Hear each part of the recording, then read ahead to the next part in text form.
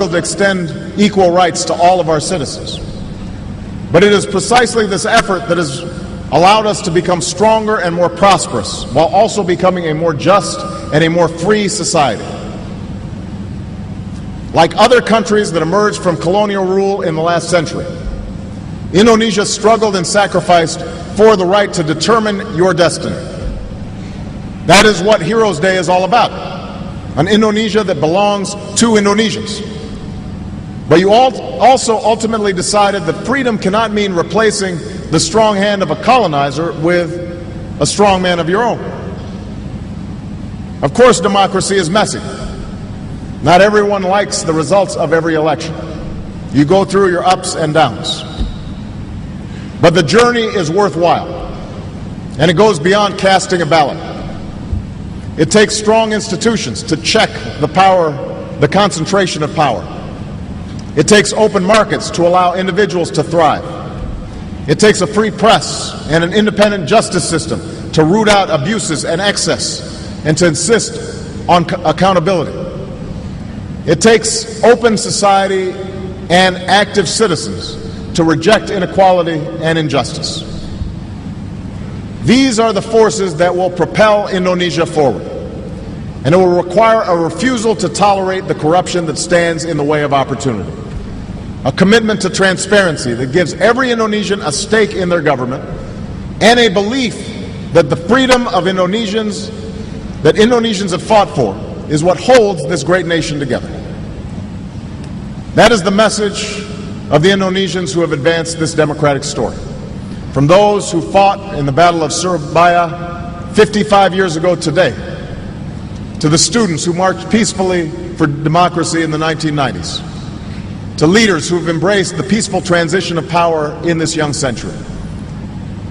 Because ultimately, it will be the rights of citizens that will stitch together this remarkable Nusantara that stretches from Sabang to Merauke. On insistence that every child born in this country should be treated equally, whether they come from Java or Aceh, from Bali or Papua, that all Indonesians have equal rights. That effort extends to the example that Indonesia is now setting abroad. Indonesia took the initiative to establish the Bali Democracy Forum, an open forum for countries to share their experiences and best practices in fostering democracy. Indonesia has also been at the forefront of pushing for more attention to human rights within ASEAN. The nations of Southeast Asia must have the right to determine their own destiny, and the United States will strongly support that right. But the people of Southeast Asia must have the right to determine their own destiny as well. And that's why we condemned elections in Burma recently that were neither free nor fair. And that is why we are supporting your vibrant civil society in working with counterparts across this region. Because there's no reason why respect for human rights should stop at the border of any country.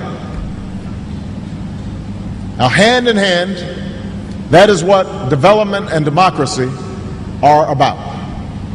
The notion that certain values are universal. Prosperity without freedom is just another form of poverty. Because there are aspirations that human beings share. The liberty of knowing that your leader is accountable to you, and that you won't be locked up for disagreeing with them. The opportunity to get an education and to be able to work with dignity. The freedom to practice your faith without fear or restriction. Those are universal values that must be observed everywhere. Now, religion is the final topic that I want to address today. And like democracy and development, it is fundamental to the Indonesian story. Like the other Asian nations that I'm visiting on this trip, Indonesia is steeped in spirituality, a place where people worship God in many different ways. Along with this rich diversity, it is also home to the world's largest Muslim population. A truth I came to know as a boy when I heard the call to prayer across Jakarta. Now, just as individuals are not defined solely by their faith, Indonesia is defined by more than its Muslim population. But we also know that relations between the United States and Muslim communities have frayed over many years. As president, I've made it a priority to begin to repair these relations.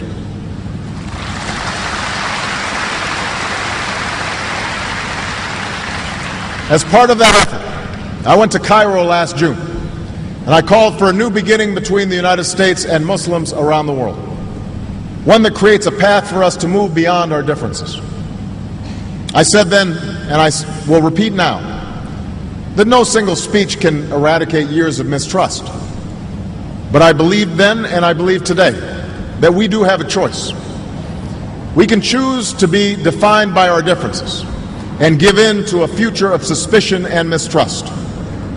Or we can choose to do the hard work of forging common ground and commit ourselves to the steady pursuit of progress. And I can promise you, no matter what setbacks may come, the United States is committed to human progress. That is who we are, that is what we've done, and that is what we will do. Now, we know all the issues that have caused tension for many years, and these are issues that I addressed in Cairo. In the 17 months that have passed since that speech, we have made some progress, but we have much more work to do. Innocent civilians in America, in Indonesia, and across the world are still targeted by violent extremism. I've made it clear that America is not and never will be at war with Islam. Instead, all of us must work together to defeat Al-Qaeda and its affiliates, who have no claim to be leaders of any religion, certainly not a great world religion like Islam. But those who want to build must not cede ground to terrorists who seek to destroy. And this is not a task for America alone. Indeed, here in Indonesia, you've made progress in rooting out extremists and combating such violence. In Afghanistan, we continue to work with a coalition of nations to build the capacity of the Afghan government to secure its future. Our shared interest is in building peace in a war-torn land, a peace that provides no safe haven for violent extremists and that provide hope for the Afghan people. And meanwhile, we've made progress on one of our core commitments, our effort to end the war in Iraq. Nearly 100,000 American troops have now left Iraq under my presidency.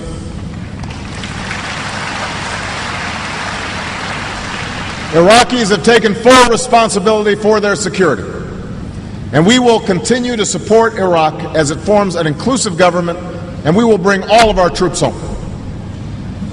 In the Middle East, we have faced false starts and setbacks, but we've been persistent in our pursuit of peace. Israelis and Palestinians restarted direct talks, but enormous obstacles remain. There should be no illusion that peace and security will come easy, but let there be no doubt, America will spare no effort in working for the outcome that is just and that is in the interests of all the parties involved. Two states, Israel and Palestine, living side by side in peace and security. That is our goal.